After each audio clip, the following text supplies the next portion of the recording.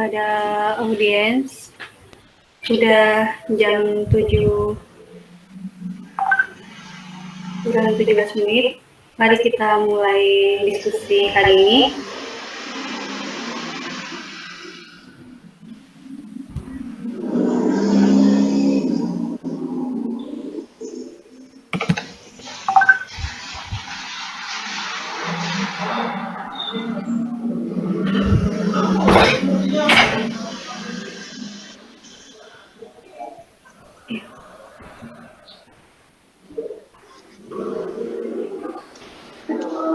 Bismillahirrahmanirrahim. Assalamualaikum warahmatullahi wabarakatuh.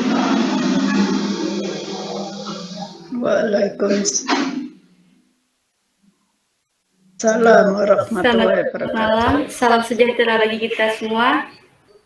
Alhamdulillahirrabbilalamin. Wassalatu wassalamu ala asrofil anbiya'i wal mursalin nabiyina wa habibina Muhammadin wa ala alihi wa sahbihi ajma'in wa man tabi'ahum bi ihsan ila yaumiddin, amma ba'd. Yang terhormat Ibu Umu Hilmi dari Konsultan Hukum di WCC Dian Mutiara sebagai pembicara pemateri pada malam hari ini. Yang terhormat Ketua Umum HMI Komisariat Ekonomi UIN Malang, yang kami hormati Kabid Pemberdayaan Perempuan serta kawan-kawan yang berbahagia. Puji syukur alhamdulillah, marilah senantiasa kita panjatkan kehadirat Allah SWT yang telah melimpahkan nikmat dan karunia-Nya kepada kita semua.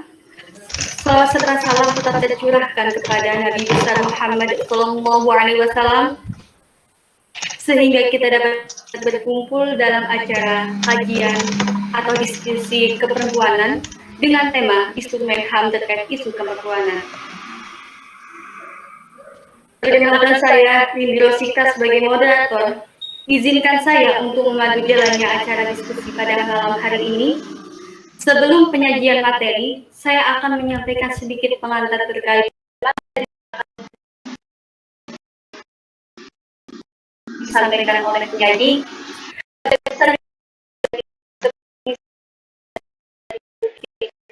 Oleh karena itu, banyak sekali informasi penting terkait isu keperempuanan yang disampaikan oleh penyaji yang kita dapatkan. Namun, secara umum penyampaian informasi tersebut akan lebih mudah dipahami apabila diskusi tersebut berjalan dengan efektif. Oleh karena itu, diharapkan kepada kita semua untuk dapat memperhatikan dan mengikuti diskusi ini dengan sebaik-baiknya. Saya sampaikan beberapa kesimpulan dari diskusi kali ini sebagai berikut. Pertama, penyampaian CV materi. Kedua, penyampaian materi oleh Ibu Umu Hilmi, SHMS dari Konsultan Hukum di WCC Dian Mutiara. Ketiga, tanya jawab secara interaktif. Yang terakhir yaitu closing statement dari materi setelah kalian bentuk. Baiklah, untuk mempersingkat waktu, pertama saya akan membacakan CV dari pemateri.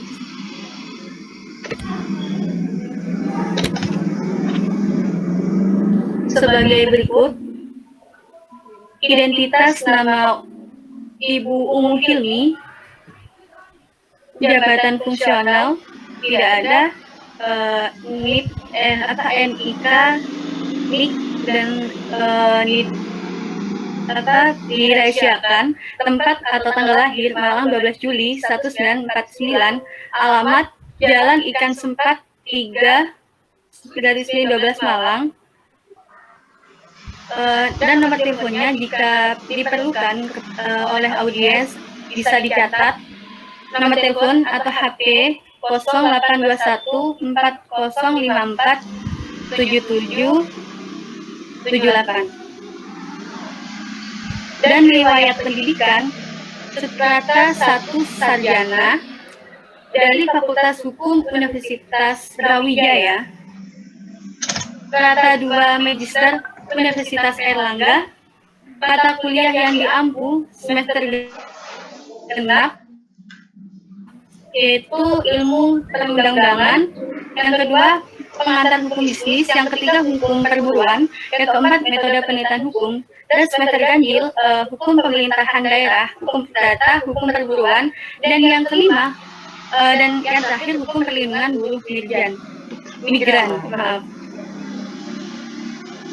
Dan jabatan yang pernah atau sedang diampu yaitu Ketua Bidang Keahlian Program Pendidikan Vokasi D3 tahun 2012 sampai 2018. Itu saja CV materi. Langsung saja. Yang kedua yaitu penyampaian materi. Untuk itu kepada yang terhormat Ibu Umu Kilmi, kepada beliau kami persilahkan. Terima kasih. Assalamualaikum warahmatullahi wabarakatuh. Suara saya kedengaran, Mbak? Ibu. Oke. Ini share-nya di mana ya? Atau Mbak yang nge-share aja? Iya, Ibu. Dari kami yang akan men-share. Oke. Untuk PPT-nya bisa dikirim, Bu. Loh, kan sudah kemarin di WhatsApp. Oke, baik Ibu. Atau saya? Di sebelah mana ya?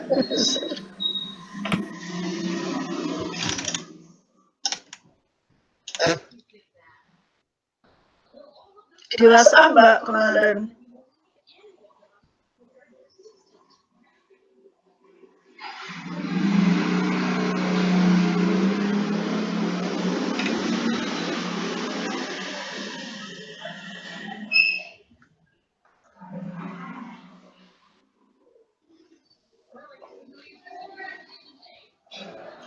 Udah ketemu? Sudah, Ibu. Oke.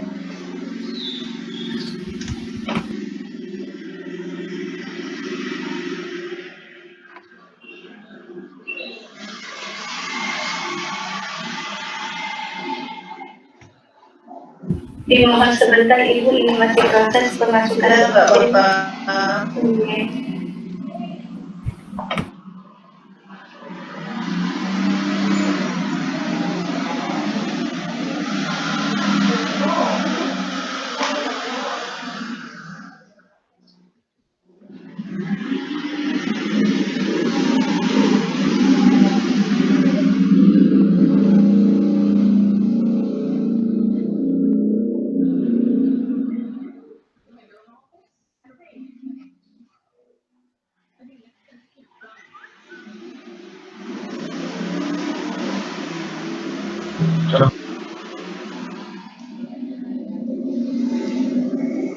Baik, kita mulai, bisa mulai ya, Mbak?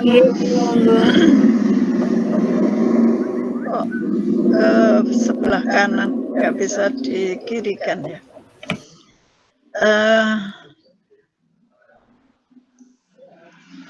Bulan November awal, tanggal 4 kalau nggak salah, rancangan Undang-Undang Cipta Kerja itu disahkan. Ya. Undang-undang ini saya kira terlalu cepat menurut saya disahkan. Agak dikecilkan bisa ya, Mbak?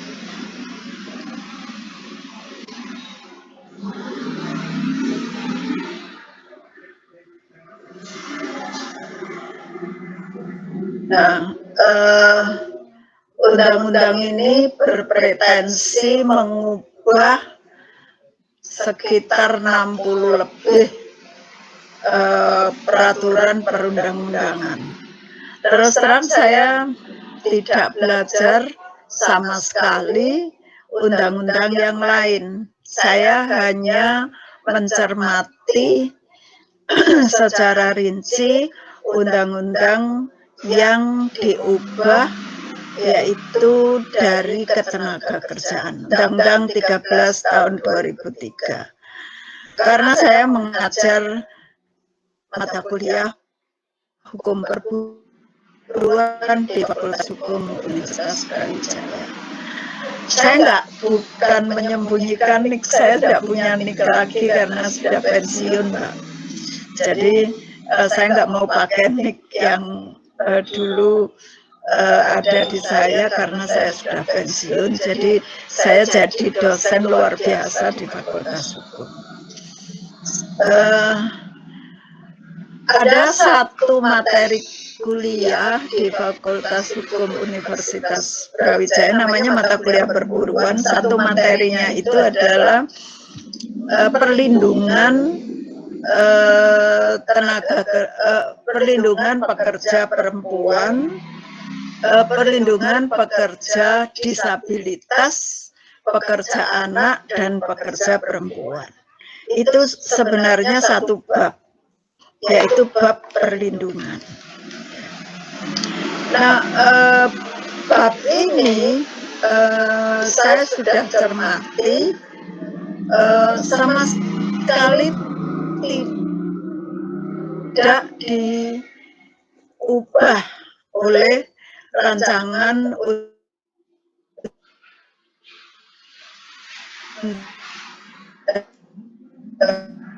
atau oleh sama sekali tidak diubah.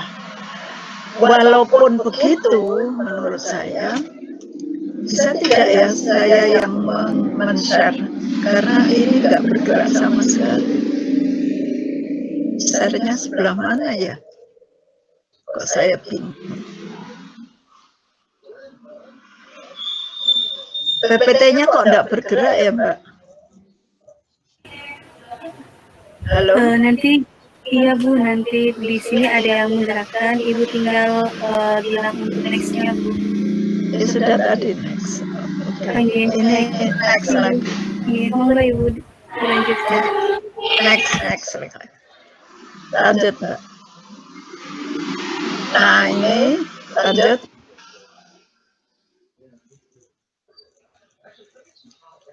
Nah,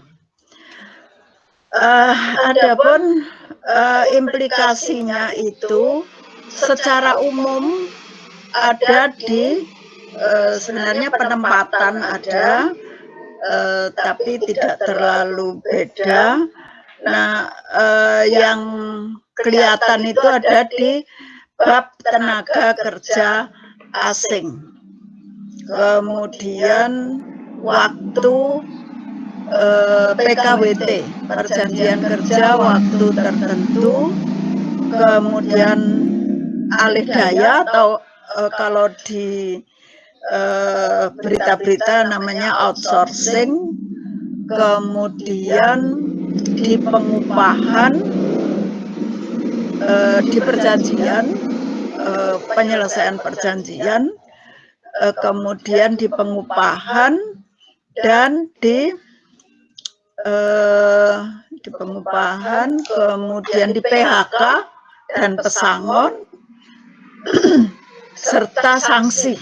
Sanksi kenapa berubah? Pasti karena pasal-pasalnya kan banyak berubah, dan sanksi pasti perubahannya mengikuti pasalnya. Ketika pasalnya berubah, sanksinya tentu berubah. Nah, kita bicarakan yang pertama adalah tenaga kerja asing.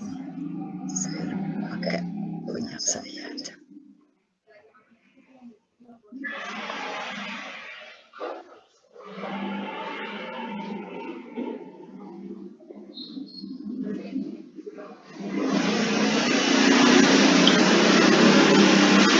Jadi tenaga kerja asing itu memang diubah. Yang tadinya itu kalau satu perusahaan menggunakan tenaga kerja asing, ini yang sering dikatakan atau ini membuka lowongan tenaga kerja asing, nanti akan banyak pekerja-pekerja dari luar yang ke negara kita. Kayaknya tidak terlalu ya, karena upah di negara kita itu tidak terlalu tinggi, jadi orang nggak mau kerja di negara. Sedangkan orang kita sendiri aja nggak mau kerja di negara kita. Pada pergi ke luar negeri untuk mencari upah yang lebih tinggi dari misalnya PRT. PRT kalau di Malang misalnya hanya antara 1,5 juta sampai 2 juta. Kalau di Hong Kong sampai 5 sampai 6 juta. Jadi kayaknya susah deh orang masuk ke negara kita. Kecuali untuk tenaga kerja yang profesional, yang punya kompetensi tertentu yang di Indonesia masih jarang. Nah, itu orang akan datang ke sini. Orang kita kerja di bank itu tidak terlalu banyak juga kan gajinya gitu. Jadi kalau kemudian undang-undang ini dikatakan nanti akan banyak tenaga kerja asing ke negara kita, prediksi saya kok tidak terlalu. Ada sih, tapi tidak terlalu. Dan jangan lupa, kita juga banyak mengirim tenaga kerja ke negara lain. Jadi kalau di dalam hukum internasional namanya ada asas resiprositas. Kalau kita mau menempatkan tenaga kerja kita ke negara lain, maka negara lain kalau datang ke negara kita juga nggak boleh ditolak. Gitu. Jadi kalau dulu syaratnya sedikit ketat karena harus ada mengemukakan rencana penggunaan tenaga asing itu, baru di ACC berapa orang dan harus bekerja di mana, ada tenaga kerja yang kita yang mendampingi supaya bisa alih teknologi dan seterusnya.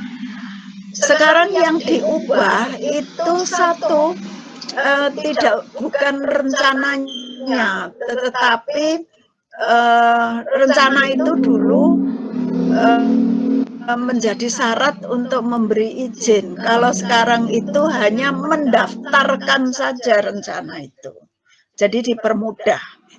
Ya. Nah itu, walaupun seperti itu menurut saya seperti tadi saya katakan, tidak akan banyak tenaga asing yang, kecuali kalau UMR kita mencapai 6 sampai 7 juta, nah itu baru mungkin banyak berdatangan tenaga kerja dari negara tetangga kita. Yang kedua PKWT, ini kok tidak berubah-berubah ya. Perjanjian kerja waktu tertentu bisa dikecilkan ya. Perjanjian kerja waktu tertentu itu dari dulu memang merugikan. Maksudnya dari Undang-Undang 13 tahun 2003 itu sudah, nah ini tentu merugikan. Sebelumnya Mbak ada nomor 1, 2, 3. Nah ini ya.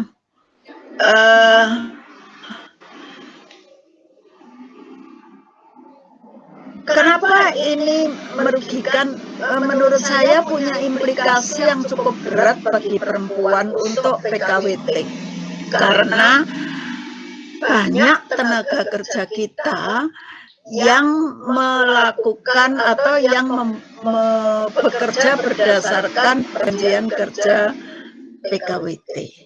Perjanjian kerja waktu tertentu. Nah, yang diubah sebenarnya hanya pendelegasiannya saja. Kalau dulu peraturan lebih lanjut dari PKWT itu diatur dengan peraturan menteri, kalau sekarang dengan PP, peraturan pemerintah, artinya dari usulan dari menteri dan disahkan oleh presiden. Hanya yang paling merugikan merugikan adalah akibat hukum kalau PKWT dilakukan melalui perjanjian secara lisan, itu pasal yang tentang itulah yang dihapus. Itu yang merugikan menurut saya. Lanjut. Lanjut, Mbak. Nah, masa percobaan itu malah lumayan menguntungkan karena masa percobaan itu dihitung menjadi masa kerja. Padahal kan PKWT dilarang memberikan masa percobaan. Sudah PKWT maksimal 2 tahun, harus ada masa percobaannya. Nah, itu memang merugikan dari sisi pekerja. Tapi itu juga diatur seperti itu dari Undang-Undang Nomor 13 tahun 2003. Bukan hanya sekarang gitu. Atau Undang-Undang Cipta Kerjanya, omnibusnya itu tidak. Tapi dari dulu memang PKWT itu dilarang untuk adanya masa percobaan. Kalau dulu dianggap akibat hukumnya dianggap tidak ada masa percobaan itu, jadi langsung menjadi pekerja dengan perjanjian kerja waktu tertentu. Tapi kalau sekarang itu dihitung menjadi masa kerja. Kenapa ini kadang menguntungkan pekerja? Karena banyak pekerja PKWT yang kemudian mengundurkan diri itu diwajibkan untuk membayar sisa gaji kepada perusahaan, Mbak. Jadi itu kalau dihitung sebagai masa kerja itu mengurangi kewajiban pekerja untuk membayar sisa gaji.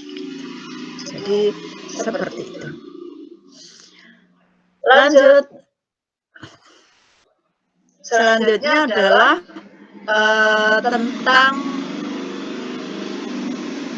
alih daya atau apa namanya outsourcing. Nah, ini yang paling buruk dan paling tidak menguntungkan dari Undang-Undang Cipta Kerja. Kenapa? Lanjut, bukannya. Nah, ini alih daya. Karena hampir seluruh hal yang menguntungkan dari apa namanya Undang-Undang 13 tahun 2003 itu dihapus di Undang-Undang alih daya ini, ya. Sehingga apa namanya walaupun Undang-Undang Cipta Kerjanya juga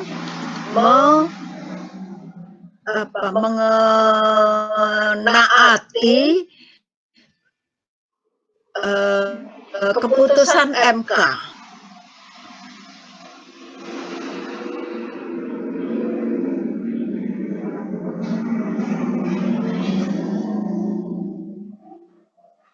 Tentang alih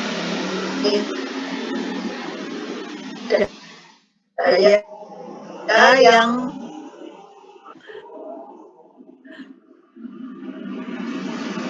diputuskan oleh Mahkamah Konstitusi pada tahun 2013.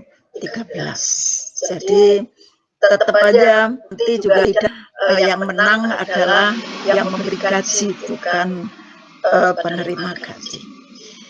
Lanjutnya adalah soal pengupahan. Nah, pengupahan ini sebenarnya menggunakan Perpres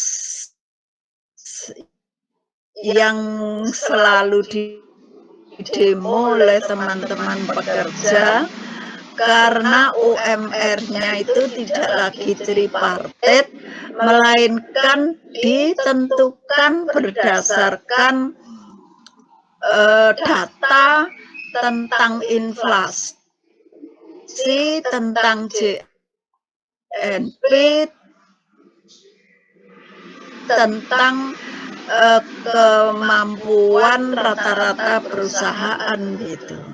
Nah, ini berdasarkan hitungan mata juga masih kenaikan upahnya ya cukup tinggi menurut saya. Nah, itu persis seperti yang telah diatur dalam Perpres. Lanjut, yang berikutnya adalah tentang waktu jam per minggu. Jadi kalau dulu 7 jam per hari, sekarang 8 jam per hari. Kalau lembur segala macam tetap di waktu lemburnya juga ditambah. Jadi untuk waktu kerja ini memang merugikan, baik pekerja laki-laki maupun pekerja perempuan. Tentang PHK dan pesangon, batasannya aja yang dibatasi 9 maksimal 9 kali gaji untuk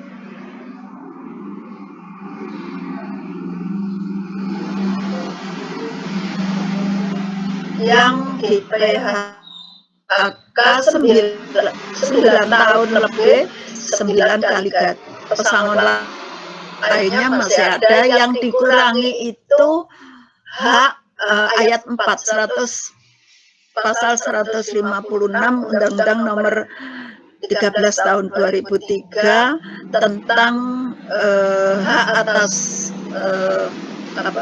perumahan kesehatan yang maksimal 15% itu dalam pesangon dihapus. Ya. Kalau pesangonnya tetap ada, penghormatan masa kerja juga tetap ada. Gitu. Tadi saya kemukakan yang terakhir, yang saya kemukakan tidak satupun mengubah tentang hak-hak perempuan. Hak perempuan, lanjut Mbak, itu yang terus saya terus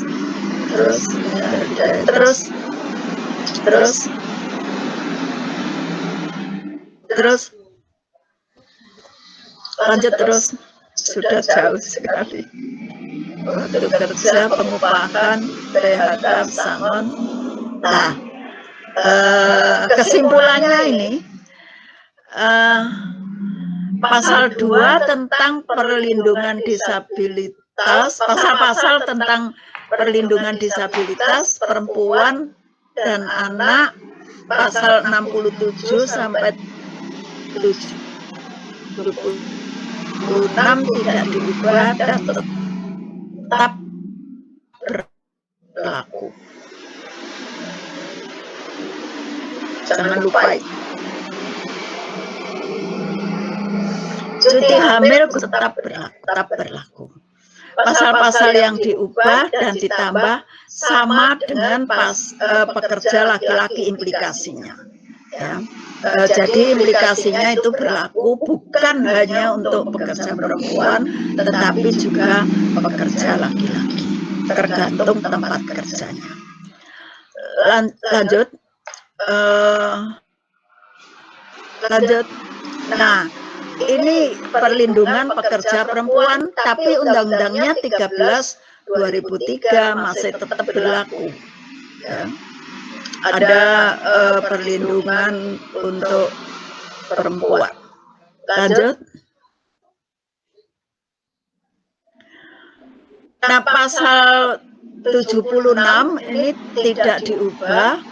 Pekerja perempuan yang berusia kurang dari 18 tahun dilarang dipekerjakan pada malam hari. Karena itu Indomaret kalau perempuan tidak akan disuruh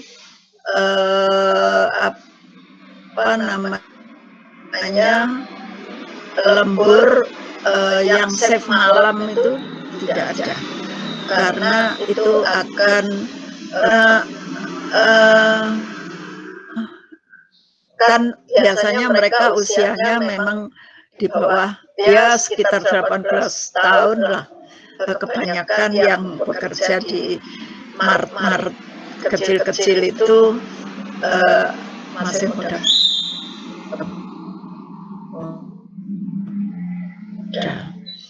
Yang hamil juga dilarang kalau dokternya menyatakan ada kehamilan. Itu di Undang-Undang 13 semua.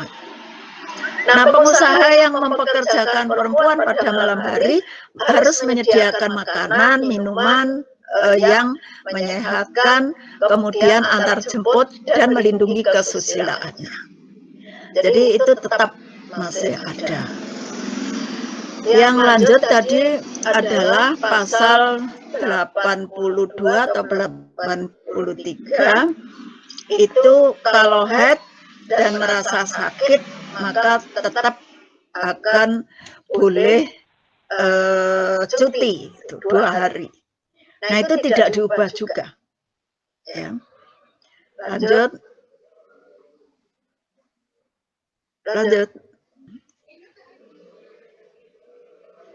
Nah, ini konvensi-konvensinya yang belum diratifikasi, tapi sebenarnya dalam Undang-Undang 13 2003 sudah diberikan tentang perlindungan maternitas, kemudian ini hamil dan melahirkan, kemudian yang lainnya konvensi-konvensi itu hanya 2 yang diratifikasi, yang lainnya belum diratifikasi.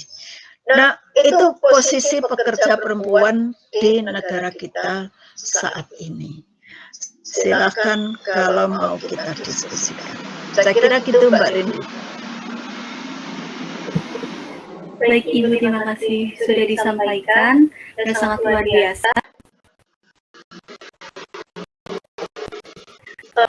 Demikianlah penyampaian materi sudah tersampaikan, dan selanjutnya kami membuka sesi tanya jawab secara interaktif. Adapun tata cara yang harus diperhatikan oleh para audiens sekalian, sebagaimana pertama itu kepada audiens yang ingin bertanya, dipersilakan untuk membuka video dan audionya, kemudian menyebutkan identitas yang terdapat nama dan instansi, kemudian yang kedua mengajukan pertanyaan. Baiklah, langsung saja kepada para audiens yang ingin bertanya, dipersilakan.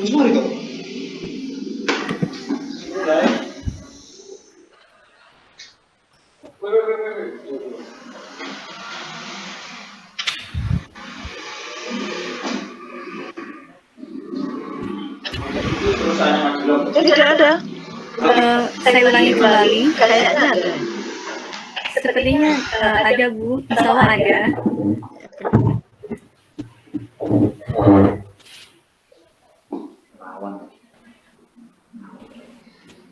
Saya ulangi kembali kepada para audiens, apakah ada yang ingin ditanyakan?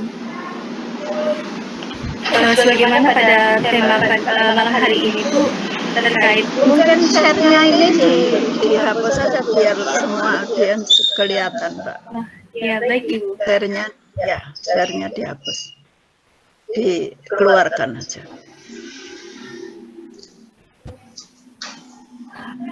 Nah, biar semuanya bisa tampil,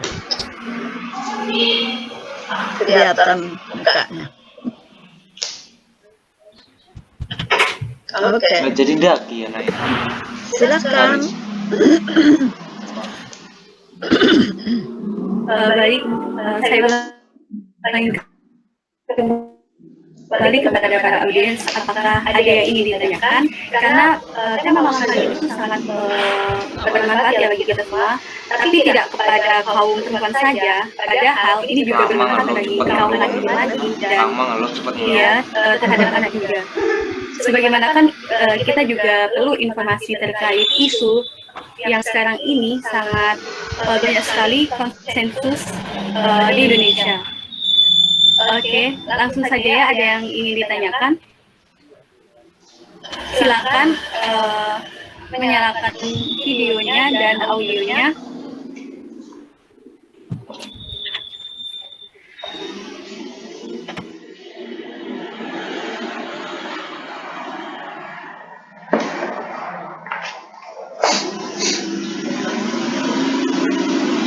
Kemarin nggak ikut demo ya? Halo?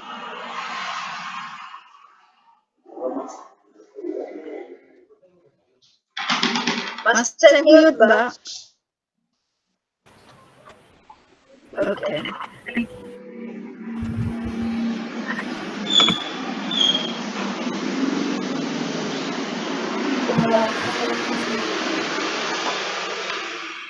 Bagaimana para audiens? Ada yang ingin ditanyakan? Kalau yang lainnya saya nggak tahu ya, tapi kalau dalam perburuan seperti itu. Bagian yang paling sengsara adalah bagian outsourcing. Dan itu pasti dialami oleh perempuan. Banyak sekali perempuan yang outsource. Nah itu yang mungkin prediksinya buruk. Dan saya juga sepakat kalau prosedur pembuatannya juga tidak bagus gitu. Artinya tidak melibatkan, karena di dalam hukum perburuan Mbak Rindi dan teman-temannya seharusnya pengaturan itu diputuskan bukan hanya dari pemerintah, artinya bukan hanya dari eksekutif atau DPRD legislatif, melainkan harus dari buruh, kemudian dari pengusaha akan diwakili dari Apindo dan dari pemerintah gitu. Memang pemerintah punya hak, punya kewenangan sebanyak jumlah antara serikat buruh dan Apindo. Misalnya serikat buruhnya 5, Apindonya 5, maka pemerintahnya 10 gitu. Nah, itu yang namanya tripartit dalam dunia perburuan. Nah, sayangnya yang diundang itu orang-orang tertentu yang kemudian meng-ACC saja, kurang gigih mempertahankan pasal-pasal yang menguntungkan pekerja. Saya kira seperti itu. Jadi itu bisa digugat di MK, baik dalam hal prosedur pembuatannya maupun udah kamu mute kan? Mana kamu?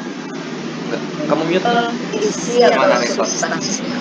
Jadi dua-duanya bisa. Dan kayaknya sekarang lagi proses digugat. Moga-moga berhasil. Saya kira begitu. Amin, terima kasih Ibu. Mungkin materi dari panjenengan sangat luar biasa, sampai teman-teman juga karena orang ekonomi ya ini, jadi kurang kebanyakan kalau orang ekonomi sih setuju, karena itu kan memangkas birokrasi ya Mbak ya, memangkas perizinan. Jadi kebanyakan memang setuju.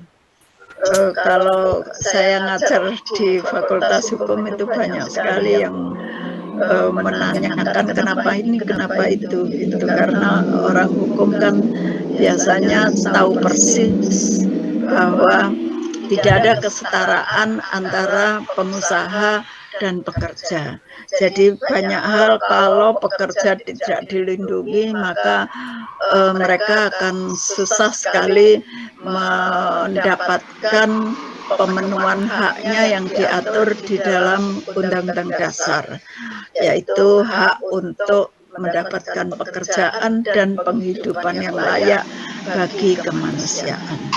Saya kira seperti itu, Mbak Rindy. Ibu, sekali lagi kami sangat berterima kasih atas penyampaiannya. Mungkin ada audiens yang ingin ditanyakan. Saya persilahkan. Saya nanya. Boleh lah, seneng banget. Terima kasih pada saudara. Langsung saja. Silakan Ahmad Solihin ya. Oke, perkenalkan Ibu, nama saya Ahmad Solihin. Satu kader di HMI Syariah Ekonomi. Mungkin ini pertanyaannya sedikit melenceng, Bu, tapi nggak jauh dari undang-undang ketenagakerjaan. Kalau seperti perburuan, ya sama dengan apa yang Ibu sampaikan tadi.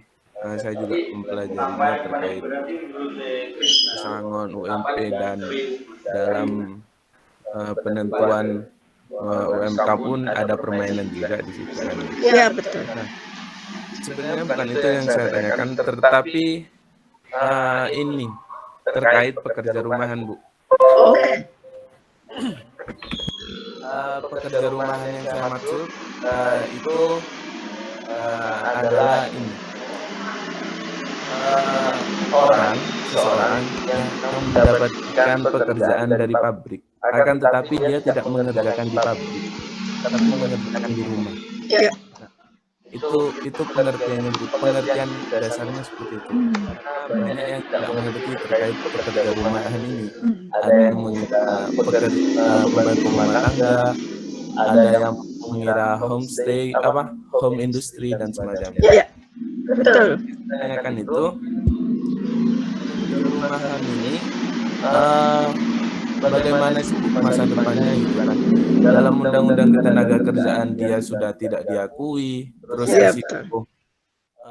resiko kerjanya juga tinggi, tapi masih belum diakui. Nah, sementara outsourcing itu kan di undang-undang ketenagakerjaan kemarin ada angin segar begitulah. Setelah adanya undang-undang cipta kerja ini tambah melarat. Iya betul. Nah, yang terkait pekerja rumahan itu bagaimana sih, Bu, dengan adanya undang-undang cipta kerja ini? Pekerja rumahan ini akan tetap seperti itu dengan segala resiko kerjanya, atau ada kemungkinan yang bisa dimanfaatkan adanya undang-undang cipta kerja meskipun secara formil atau secara pembentukannya memang mengalami cacat hukum. Baik, Mas Ahmad Solihin. Kami sudah lama sekali banyak melakukan penelitian dan kemudian mencoba untuk membuat draft rancangan. Kalau dulu tidak sampai sih di tingkat nasional atau undang-undang, tetapi untuk perda di Jawa Timur pekerja rumahan, karena banyak di lokasi-lokasi tertentu, misalnya di Mojokerto itu banyak banget ya,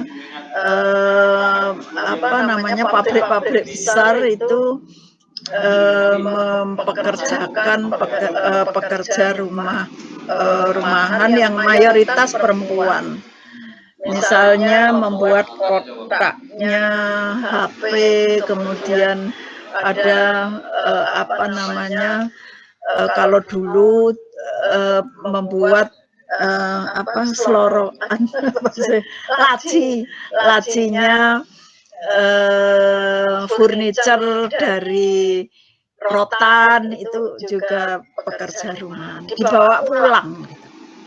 Nah, sebenarnya secara definitif itu masuk di dalam Undang-Undang Nomor 13 Tahun 2003, karena kan buruh adalah orang yang bekerja pada orang lain dengan menerima upah. Nah, itu kan masuk kategori. Hanya saja, Mas, itu prakteknya akan sulit. Satu, ketika pekerjaan itu dibawa pulang, yang mengerjakan siapa itu tidak tahu. Bisa jadi anaknya disuruh daripada main, ya udah ini kerjakan gitu. Nanti setorannya biar banyak. Saya 3 tahun 90-an itu apa namanya kos di lokasi pabrik yang ya saya ikut tidur seperti mereka, sehingga mereka banyak men-share pengalamannya kepada saya. Dan biasanya kemudian si orang yang ngambil ini misalnya saya ya, jadi pekerja dari pabrik X, saya mengambil bahan, kemudian saya kasih ke tetangga saya. Nah, apa tetangga saya ini kemudian menjadi pekerjanya pabrik X. Kan pabrik X tidak tahu. Dia hanya tahu bahwa saya akan nyetor pekerjaan ke pabrik X. Jadi yang punya hubungan kerja itu hanya saya dan pabrik X, kan gitu. Yang tetangganya kan enggak.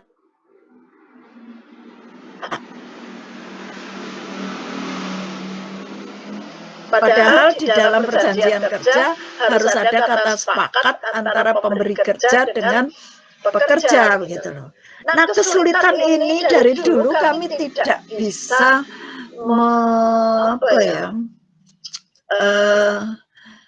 mengatasi di dalam hukum gitu, Mas Ahmad Sholih.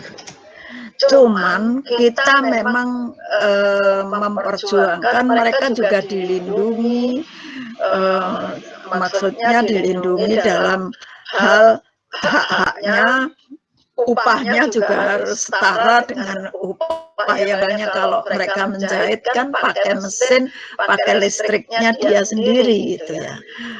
Katanya pengusaha itu sudah dihitung upah per persatuannya gitu. Tapi saya kira banyak ruginya daripada untungnya untuk pekerja rumahan ini.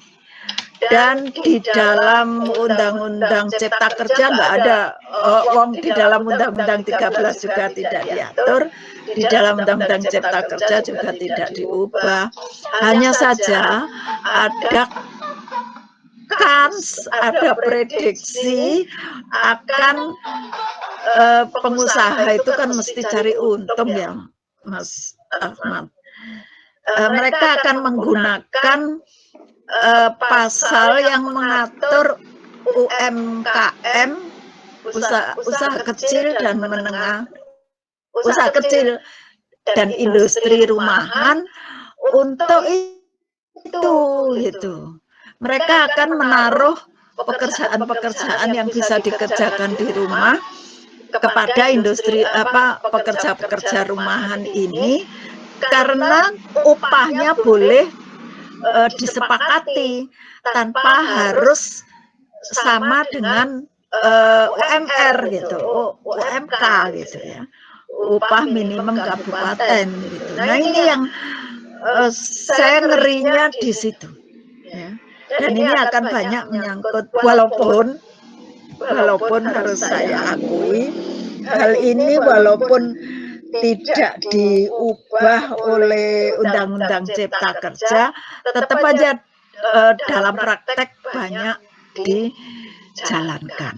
Saya dulu pernah punya bimbingan yang meneliti tentang itu. Upahnya sangat rendah, dan kemudian tidak ada jaminan apapun, BPJS nggak ada, jaminan kecelakaan juga nggak ada, jadi betul-betul loose semuanya, sangat menguntungkan pengusaha. Saya kira itu jawaban saya, Mas. Kalau masih ada, silakan ditanyakan ke saya. Baik, terima kasih kepada Ibu Umi Tini atas jawabannya. Saya kembalikan kepada penanya, yaitu Saudara Ahmad Sholihin. Apakah ada feedback atau sudah dicukupkan? Mungkin sudah cukup nih. Terima kasih, penjelasannya sangat jelas. Mungkin yang lain bisa mau banyak bagaimana. Kalau mau neliti itu di Mojokerto, Mas. Rencana saya itu memang meneliti itu, Bu, buat skripsi saya. Oke. Tapi kalau butuh soal peraturannya atau soal hukumnya mungkin bisa. Boleh Terima menghubungi saya kasih kok. sebelumnya. Ya, Di sama-sama. sananya itu di ini Bu, di Singosari di dusun Melandit. Di situ ada Pekerjaannya apa, Mas? eh Yang di situ ini Bu, ada yang macam-macam, ada yang dorongnya di Tupan itu juga banyak loh. nggih, Yang apa namanya? Dulu Krestik waktu musim Krestik itu Krestik, kemudian apa jahitan, kemudian apa namanya?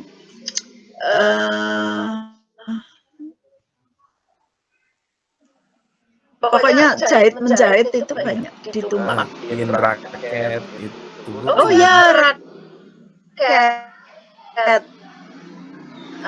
Apa itu? Koknya juga banyak. Koknya juga ada, terus ada yang jahit sepatu pakai lem gitu kan. Iya. Terus ada yang ngupas bawang itu Itu di pasar Belimbing juga banyak, Mas. harganya cuma berapa? 2.500. Iya betul. Ada yang cabut durinya bandeng itu juga. Nah itu kerjaannya ibu-ibu, aduh kasihan banget saya sampai nggak tega kalau makan bandengnya. Murah banget sih. Oke.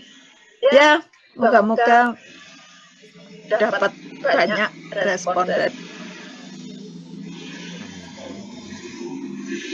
Masih ada lagi yang lain? Tanya enggak, Bang? Baik, terima kasih atas jawabannya Ibu dan Mas Saudara Ahmad Solihin sangat interaktif. Saya kembalikan kepada audiens, apakah ada yang ingin bertanya? Jika ada yang ingin bertanya, silakan menyalakan video dan audionya.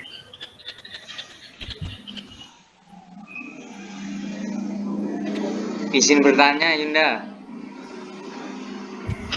Baik, Anda dipersilakan. Ya, terima kasih.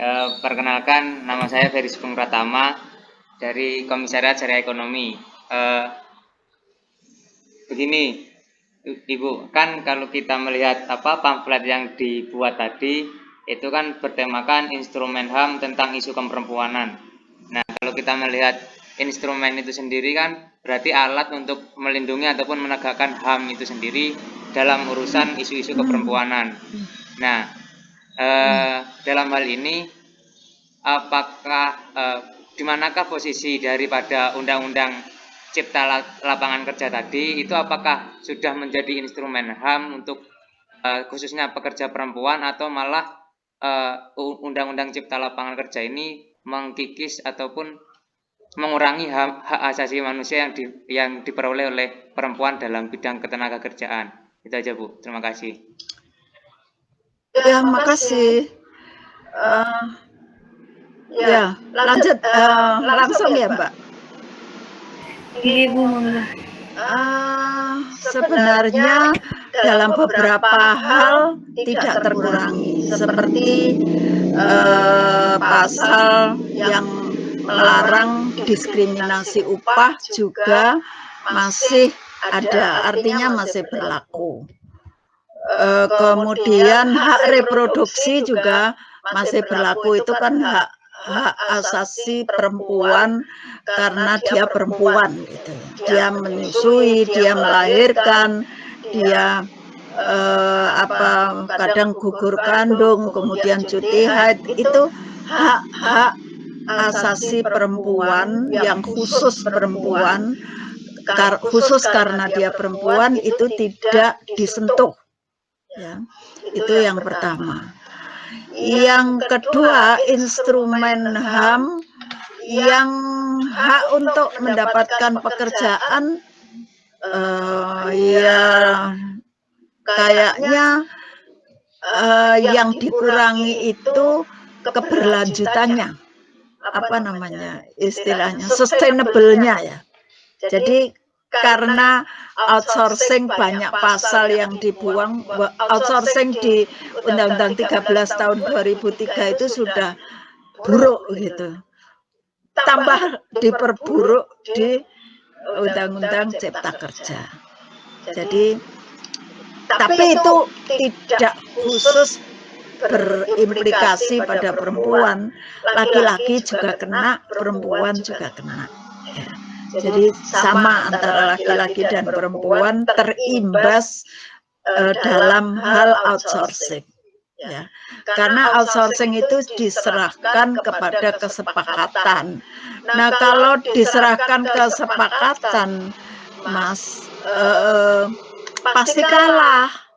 Karena kan apalagi sekarang ya lapangan kerjanya sempit, orangnya banyak. Itu. Apalagi kemarin PHK besar-besaran. Jadi saya kira itu tidak menguntungkan atau merugikan baik laki-laki maupun perempuan. Hak untuk bekerja memang tidak dikurangi, tapi hak untuk keberlanjutan bekerjanya itu yang terkurangi. Karena kan outsourcing diserahkan pada pasar gitu. Kalau diserahkan ke pasar, ya tentu pekerja kalah gitu. Itu yang logika prediksi dari Undang-Undang Cipta Kerja. Tapi kalau PKWT-nya, perjanjian kerja waktu tertentu, itu tidak berubah banyak menurut saya. Yang paling banyak itu outsourcing. Saya kira itu jawabannya. Keberlanjutannya yang dikurangi.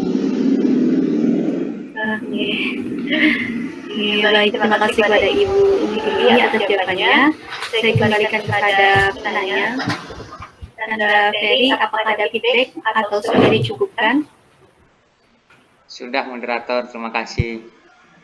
Baik, terima kasih kepada Kanda Ferry. Mungkin kepada audiens yang lain, apakah ada yang ingin ditanyakan?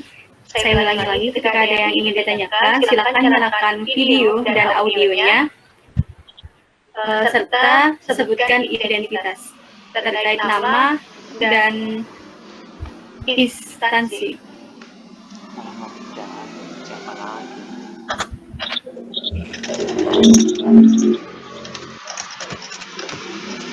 Masih ada, Mbak?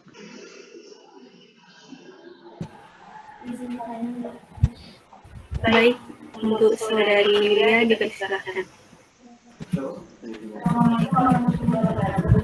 Waalaikumsalam warahmatullahi.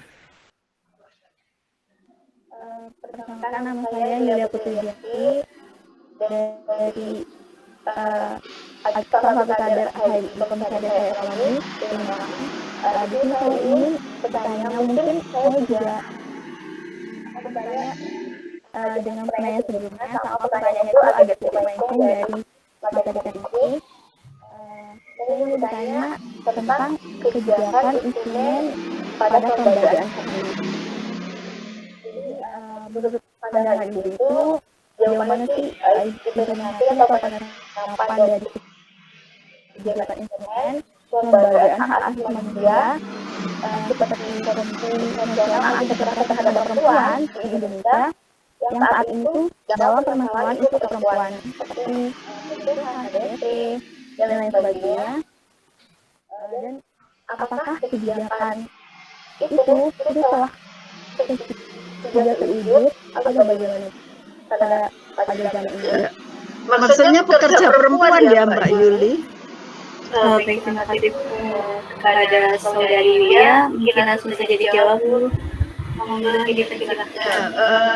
Yang dimaksud tadi, kenapa Komnas tidak bereaksi ya? Karena begini, Komnas Perempuan itu memang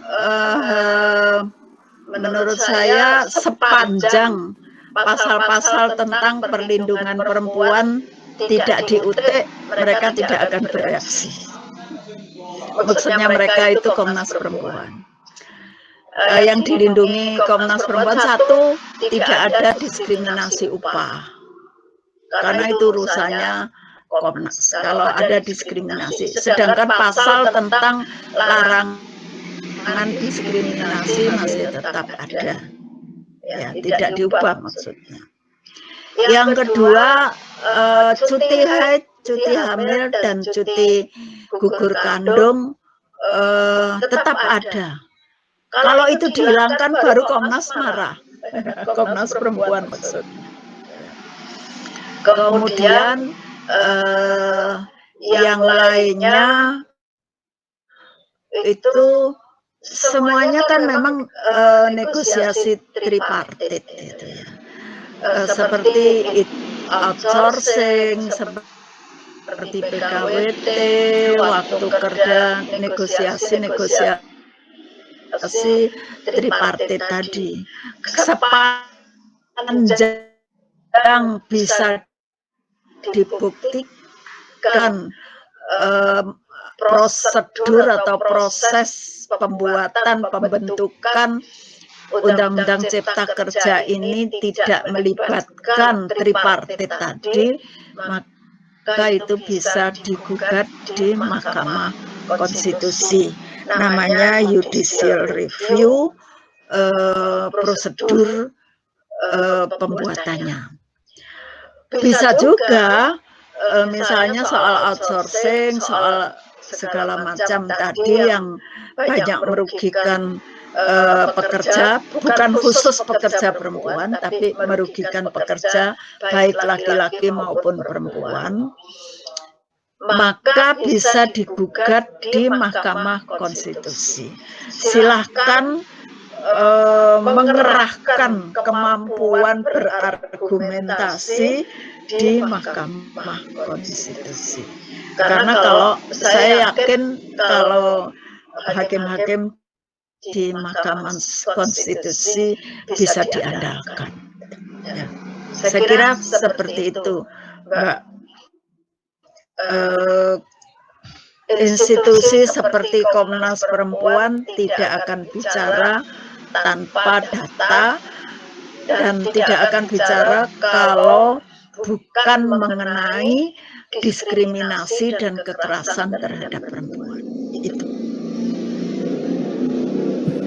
Baik, terima kasih kepada Ibu atas jawabannya. Saya kembalikan kepada Saudari Yulia, apakah ada feedback atau sudah dicukupkan?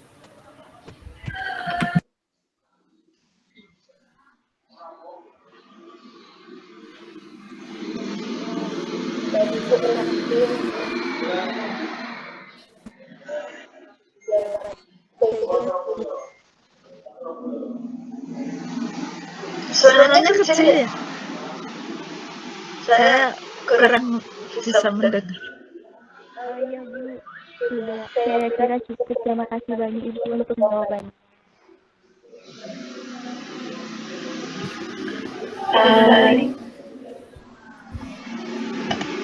Ya, Mbak. Baik, saya tawarkan lagi kepada para audiens, apakah ada yang ingin ditanyakan? Jika ada yang ingin ditanyakan, silakan nyalakan video dan audionya dan menyebutkan identitas serta nama dan instansi terhadap pertanyaan. Monggo teman-teman yang ingin bertanya. Saya Yun. Saya monggo Anda. Terima kasih kepada Yuda dan semoga saya selalu juga Yunda Pamatri, Ibu ya. Iya, oke. Jadi saya namanya Ibu Yunda Umu ya. Saya Rahmat Hidayat dari HMI Komisariat Hadap UN Sunan Kalijaga. Yang mau saya tanyakan tentang hal yang sederhana Bu, tentang perempuan tadi ya. Saya masih bingung kenapa kita perlu instrumen untuk penjagaan perempuan, dan banyak sekali sih kasus-kasus yang menimpa perempuan, baik teman-teman putri yang ada di kampus. Sebenarnya yang saya tanyakan gimana sih Bu, gimana sih Yun untuk melatih insting supaya kita bisa terhindar dari segala macam hal buruk terhadap perempuan, juga dapat mencegah hal-hal buruk tersebut. Jadi bisa sebagai penolong, dan juga sebagai pencegah, dan juga sebagai yang memiliki insting seperti itu. Nah, begitu Yunda. Ya, ini umum ya, bukan hanya untuk pekerja. Gitu ya, Iya, umum. Yunda. Oke. Saya kira begini, kalau kita menghormati orang lain atas harkat dan martabatnya, kita tidak akan melakukan hal yang buruk kepada orang yang kita hormati. Karena itu kita menghormati harkat dan martabatnya. Kalau kita tidak mau diperlakukan buruk, maka kita tidak boleh memperlakukan buruk orang lain. Sebenarnya konsepnya sederhana sih. Gitu. Semua orang boleh melakukan sesuatu asal tidak merugikan orang lain. Itu aja. Kalau HAM itu setiap orang boleh melakukan apapun, tapi tidak boleh melukai orang lain. Gitu. Nah, seringkali orang kita itu buyang kok, gitu ya, membuli, body shaming, kemudian mengeluarkan kata-kata yang membuat orang tidak suka, gitu. Nah, itu namanya boleh sih melakukan banyak hal, tapi tidak boleh orang menjadi marah. Itu aja sebenarnya mudah kok, HAM, nggak usah yang terlalu dalam kehidupan sehari-hari aja, asal kita tidak melanggar HAM. Konsepnya begitu. Nah, batasnya itu ada pada banyak undang-undang, bukan hanya HAM, ada undang-undang KDRT, ada undang-undang trafficking atau perdagangan orang, ada undang-undang ketenaga kerjaan. Kenapa undang-undang ketenaga kerjaan dibuat supaya pengusaha yang cari untung itu carinya nggak terlaluan gitu, sampai nggak mikir bahwa pekerjanya itu sengsara gitu. Kalau Anda belum bekerja ya belum tahu rasanya susah, seharian suruh berdiri di swalayan, gajinya nggak sampai UMR, itu kan luar biasa gitu ya. Nah, memang sih kalau di dalam ekonomi ada hukum permintaan dan penawaran yang kejam nian. Menurut saya, kalau orang hukum itu, hukum permintaan dan penawaran itu kejam ya. Kalau permintaannya cuma 2 orang, yang lamar 20, nah itu bayangkan 18 orang ditolak mentah-mentah. Nah itu memang dunia seperti itu. Nah, jadi Mas siapa tadi namanya? Kalau di sini Rahmat Hidayat. Rahmat Hidayat. Jadi itu konsepnya untuk kehidupan sehari-hari mudah. Tapi kalau mau belajar lebih banyak, ya Anda bisa buka modul-modul atau pedoman-pedoman di situsnya Elsam. Elsam itu lembaga yang memperjuangkan hak-hak, terutama hak-hak kaum adat. Elsam, ELSAM, Elsam. Kemudian bisa sih ke Komnas HAM, ke Komnas Perempuan, situsnya banyak sekali kok.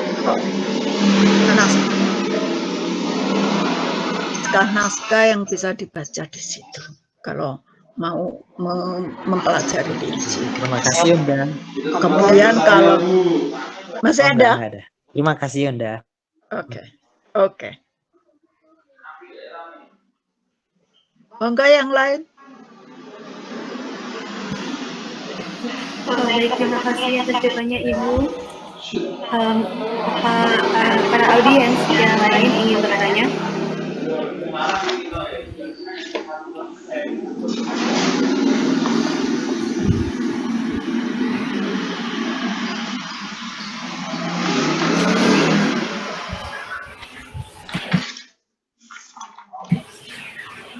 Saya ulangi lagi, apakah para audiens yang lain ingin bertanya? Jikalau ada yang ingin bertanya, silakan menyalakan video dan audionya, serta sebutkan nama dan identitas dan pertanyaannya.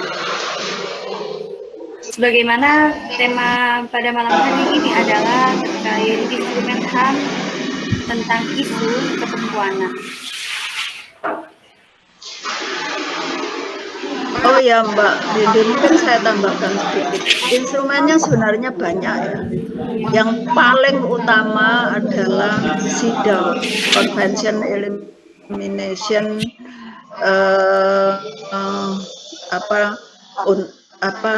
larangan diskriminasi terhadap perempuan, Undang-Undang Nomor 7 Tahun 84. Itu instrumen pertama. Kemudian kalau konvensi-konvensi ILO tadi saya sudah mengemukakan, itu juga pegangan-pegangan untuk membuat undang-undang melindungi perempuan khusus bagi pekerja. Kalau untuk kekerasan itu banyak juga konvensinya, dan hak-hak sipil politiknya itu ada di Undang-Undang Sipol, pengesahan konvensi hak-hak sipil dan politik dan sosial budaya, sosial ekonomi dan budaya, itu Undang-Undang Nomor 5 dan Nomor 6 tahun 2012 kita sudah meratifikasinya. Jadi kalau instrumennya lengkap banget. Di Sipol itu Undang-Undang Nomor 5 tahun dan Nomor 6 itu juga tentang tenaga kerja itu juga dilindungi. Tapi jangan lupa ya, kalau berdasarkan konsep atau teori HAM, hak atas pekerjaan itu bukan hak yang non-derogable. Artinya haknya itu derogable, artinya bisa dalam keadaan sulit, hak itu bisa ditaruh dulu, tidak kemudian tidak boleh dihindari gitu. Tapi kalau instrumen HAM-nya itu non-derogable, itu tidak boleh dalam keadaan apapun, tidak boleh. Misalnya kekerasan, itu non-derogable. Jadi kita itu tidak boleh mengalami atau kita dilindungi untuk tidak mengalami kekerasan, itu non-derogable. Hak untuk hidup itu non-derogable. Jadi hak asasi manusia yang tidak boleh disimpangi itu adalah hak hidup, hak untuk tidak mendapatkan siksaan atau kekerasan, hak untuk memiliki properti itu juga non-derogable. Hanya beberapa kok, tidak banyak. Yang lainnya itu derogable, artinya bisa disimpangi dalam keadaan susah gitu. Jadi yang berwenang itu boleh menyimpangi ketika dalam keadaan bahaya seperti bahaya COVID ini, banyak sekali melanggar HAM, dilarang keluar rumah itu melanggar HAM loh. Kita itu punya hak untuk mobile kemana-mana.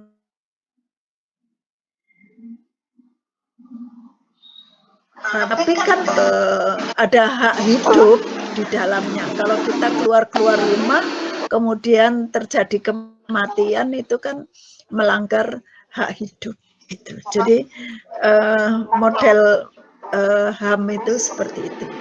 Jadi kita akan dipertimbangkan ham-ham yang derogable itu bisa disimpangi. Kalau yang non derogable itu tidak boleh disimpangi sama sekali. Saya kira itu. Makanya orang dalam kerumunan itu dihukum, yang mengadakan kerumunan dihukum. Kenapa? Karena nanti akan ada pelanggaran hak hidup. Kan di sana nanti ketularan lalu mati. Nah, itu hak hidupnya hilang. Saya kira gitu konsepnya. Itu Mbak. Baik Ibu, terima kasih atas tambahan materi pada malam hari ini yang sangat luar biasa. Mungkin kepada teman-teman saya teruskan untuk terakhir kalinya, apakah ada yang ingin ditanyakan? Jikalau ada yang ingin ditanyakan, silakan nyalakan video dan audionya dengan menyebut identitas, terdapat nama, instansi, dan pertanyaan.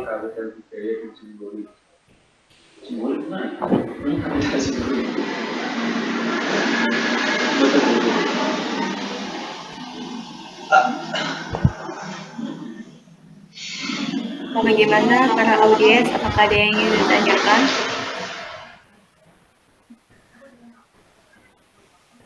Bagaimana Saudara Ahmad Solihin?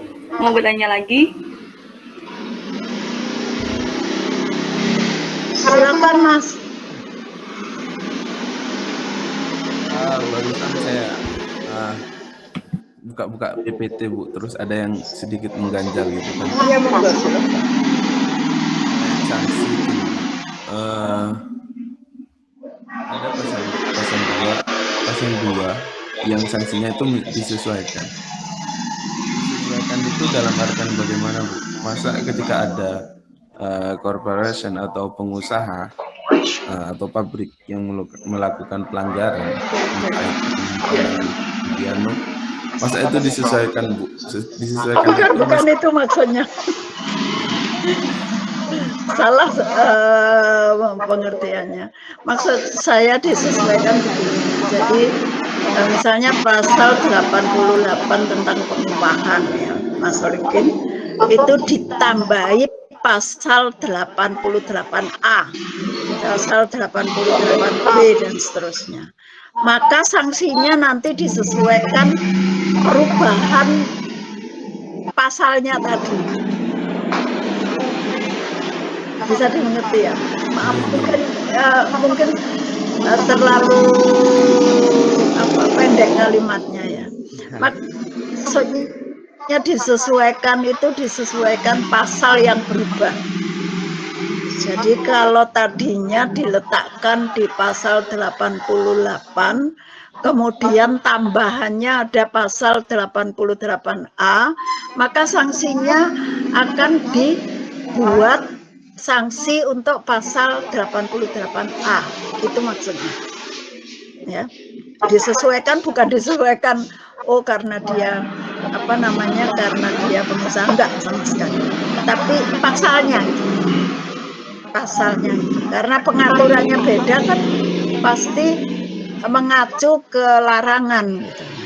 Misalnya 88A, misalnya ini saya lupa 88A itu mengatur apa. Misalnya ada larangan di pasal 88A. Lah tadinya kan di Undang-Undang 13 2003 enggak ada 88A. Maka di Undang-Undang Cipta Kerja ditambahi sanksi untuk pasal 88A. Gitu. Penyesuaiannya nomor pasal. Bukan. Cuma memang saya walaupun saya belum belajar rinci tentang sanksi, ada peringanan sanksi, memperingan. Kalau tadinya kualifikasinya, tapi kalau melanggar upah minimum tetap itu merupakan kejahatan, bukan pelanggaran. Jadi hukum pidana itu ada dua, Mas, pelanggaran dan kejahatan. Kalau pelanggaran itu maksimal hukumannya 18 bulan, 1,5 tahun. Tapi kalau kejahatan itu ya sampai ada hukuman mati di negara kita. Jadi kalau kualifikasi tindakannya itu pelanggaran, maka hukumannya hanya maksimal 18 bulan. Itu dan sanksinya banyak, denda sekali. Begitu.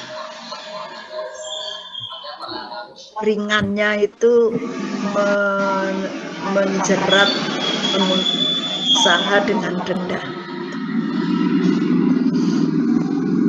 Saya kira itu. Nah, pengusaha duitnya banyak ya dibayar aja denda. Bu. Berarti sanksi-sanksi kayak pencabutan usaha itu tidak ada gitu? Ada. Tetap ada. Denda ada, pencabutan izin, pencabutan sementara sampai situasi diperbaiki itu ada, masih ada. Tetap masih ada. Cuman ada beberapa kualifikasi yang itu mengarah ke denda. Kalau tidak taat. Itu. Yang dihilangkan lagi itu akibat hukum. Yang sering menguntungkan pekerja. Seperti itu, Mas Ahmad. Bu. Terima kasih, Bu. Sami-sami.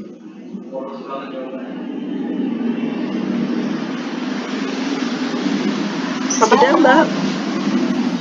Baik, terima kasih kepada Ibu atas jawabannya. Mungkin para audiens yang lain ada yang ingin ditanyakan? Jikalau tidak ada, mungkin di sini sudah sangat lama waktu diskusinya.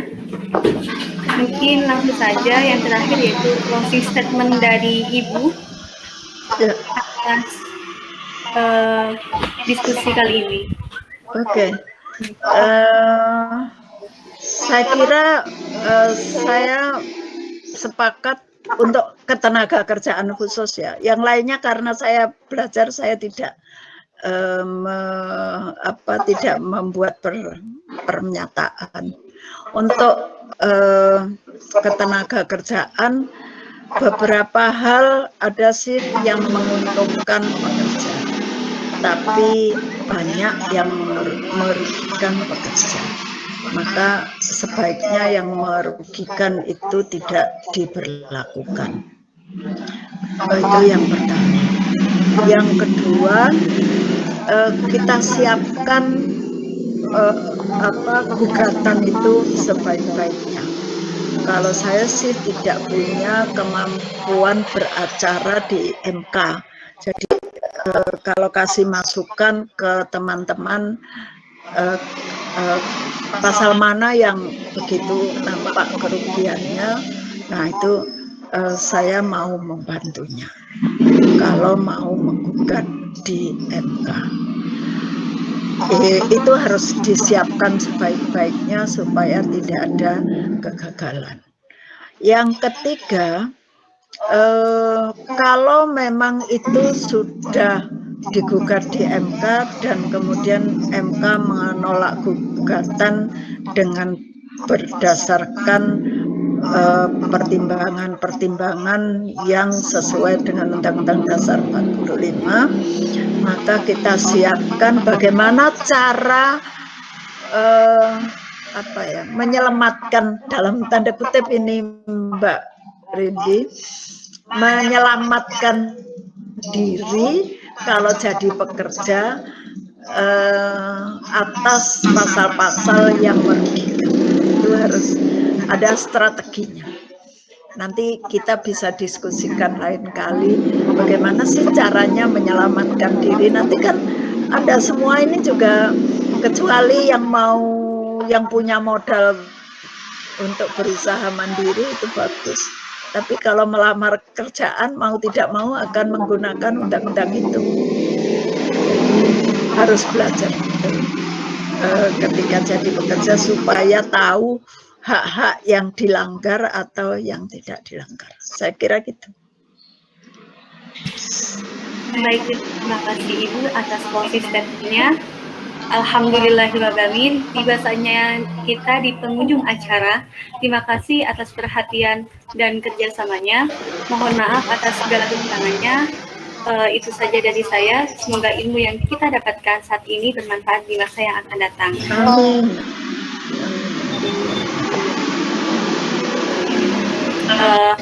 Mungkin kesimpulan dari saya sebagaimana instrumen itu sendiri adalah suatu alat atau sarana digunakan untuk menegakkan HAM dan dasar hukum perlindungan HAM yang dalam hal ini berupa peraturan perundang-undangan dan peraturan lainnya. Sebagaimana dalam tema malam hari ini adalah instrumen HAM terkait isu keperempuanan, sebagaimana ketika ada pengaturan yang ditetapkan, sebetulnya ketika itu membawa dampak kepada salah satunya pengaturan yang sudah dijelaskan oleh Ibu yang sekarang ini adalah Omnibus Law, ketika itu memiliki dampak kepada petani dan kepada buruh, sehingga lebih-lebih itu juga berdampak kepada perempuan, sehingga mempunyai quality yang rentan, sehingga jikalau ada dampak yang bermasalah karena undang-undang tersebut, maka buruh perempuan itu juga lebih bermasalah lagi, seperti yang Ibu jelaskan terkait hubungan kerja pada upah, sehingga berpengaruh juga kepada perempuan dalam cuti haid dan cuti melahirkan. Mungkin seperti itu dari saya. Sekian dan terima kasih. Ketika harta semakin hari akan semakin habis, tetapi ilmu semakin hari akan semakin bertambah. Sekian dari saya. Wassalamualaikum warahmatullahi wabarakatuh. Waalaikumsalam warahmatullahi wabarakatuh. Terima kasih Mbak.